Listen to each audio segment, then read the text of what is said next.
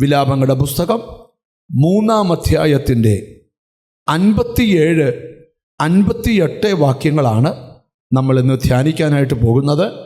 വളരെ അനുഗ്രഹിക്കപ്പെട്ട 2 വചനങ്ങളാണ്. വിലാപങ്ങളുടെ പുസ്തകം 3-ാം അധ്യായത്തിൻ്റെ 57-58 വചനങ്ങൾ. ഞാൻ നിന്നെ വിളിച്ചപേക്ഷിച്ച നാളിൽ നീ അടുത്തു വന്നു, ഭയപ്പെടേണ്ട എന്ന് പറഞ്ഞു.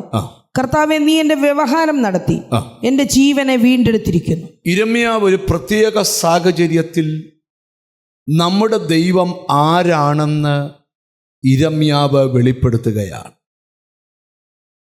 വിലാപങ്ങളുടെ പുസ്തകം യിരെമ്യാവ് ചമയ്ക്കുവാനുണ്ടായ സാഹചര്യം, ദൈവത്തിൻ്റെ ജനം ദൈവത്തിന് അനിഷ്ടമായുള്ളത് ചെയ്തപ്പോൾ ദൈവം അവരെ ശത്രുവിൻ്റെ കയ്യിൽ ഏൽപ്പിച്ചു കൊടുത്തു. ശത്രു വന്ന് അവരുടെ പട്ടണങ്ങളെ നശിപ്പിച്ച് ആലയത്തെ തീ വച്ച് ചുട്ടുകളഞ്ഞ് അവിടെയുള്ളവരെ എല്ലാം പിടിച്ചുകൊണ്ടുപോയി. എന്നാൽ യിരെമ്യാവിനെ അവർ കൊണ്ടുപോയില്ല.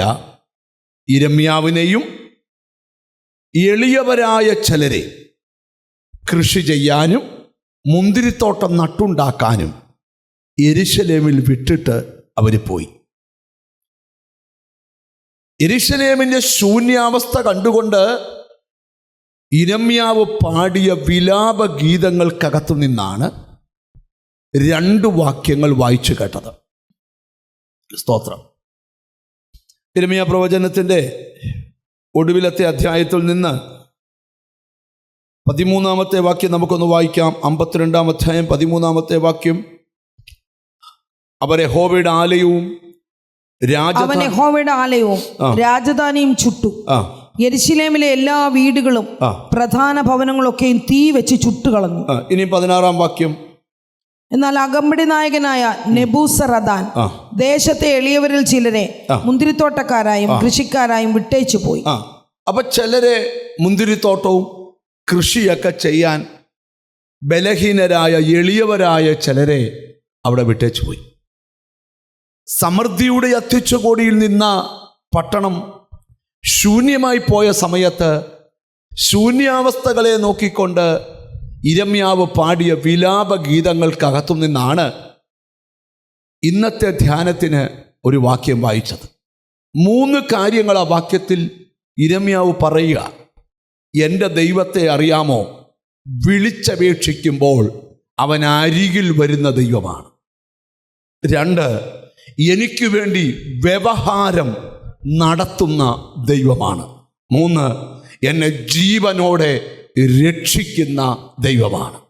ദൈവത്തിന് സ്തോത്രം. ഞാൻ വിളിച്ചപേക്ഷിക്കുമ്പോൾ എൻ്റെ അരികിൽ കർത്താവ് വരിക.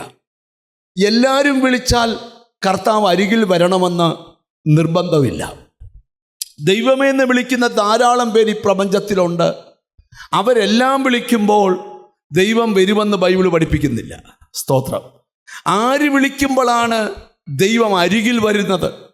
ഒരു ദൈവ പൈതൽ എക്കാലവും അറിഞ്ഞിരിക്കണം, നിന്റെ വിളിക്കൊരർത്ഥമുണ്ട്.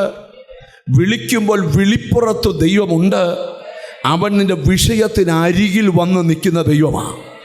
എന്നിട്ട് യിരെമ്യാ പറയും, അരികിൽ വന്ന് ഭയപ്പെടേണ്ട എന്ന് പറയുന്നൊരു ദൈവം. ഹല്ലേലൂയ. നമുക്ക് 145-ാം സങ്കീർത്തനം 18-ാമത്തെ വാക്യം ഇങ്ങനെയാ വായിക്കുന്നേ: യഹോവ തന്നെ വിളിച്ചപേക്ഷിക്കുന്ന ഏവർക്കും, സത്യമായി തന്നെ വിളിച്ചപേക്ഷിക്കുന്ന ഏവർക്കും സമീപസ്ഥനാകുന്നു. അപ്പൊ ആർക്കാണ് ദൈവം സമീപസ്ഥൻ? സത്യമായി തന്നെ. അപ്പൊ ദൈവത്തെ വിളിക്കുന്ന വ്യക്തിയുടെ അകത്ത് സത്യമുണ്ടായിരിക്കണം. ആര് സത്യമായി ദൈവത്തെ വിളിച്ചപേക്ഷിക്കുന്നോ അവർക്ക് ദൈവം സമീപസ്ഥനാണ്.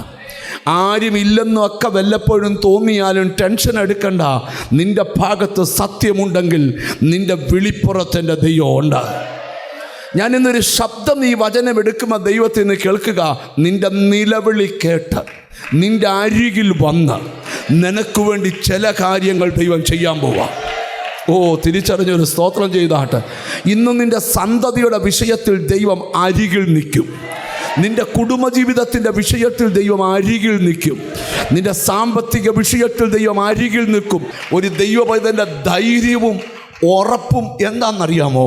ഞങ്ങൾ വിളിച്ചപേക്ഷിക്കുമ്പോൾ അരികിൽ വരുന്നൊരു ദൈവമുണ്ട്. ചിലരൊക്കെ ചോദിക്കും, നിന്റെ ദൈവം എവിടെയെന്ന് ജാതികൾ ചോദിക്കുന്നു.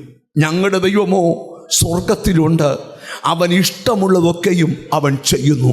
ഞാൻ ഇന്നിവിടെ ഇരിക്കുന്ന ചിലരോട് പറയാം, നിന്റെ എൻ്റെയും ധൈര്യം നിന്നെ എതിർക്കുന്നവരുടെ നടുവിൽ നിന്നെക്കാട്ടി ബലവാൻ കൂടുണ്ടെന്നല്ല, അവൻ്റെ ധൈര്യം വിളിച്ചാൽ അരികിൽ വരുന്നൊരു ദൈവമുണ്ട്.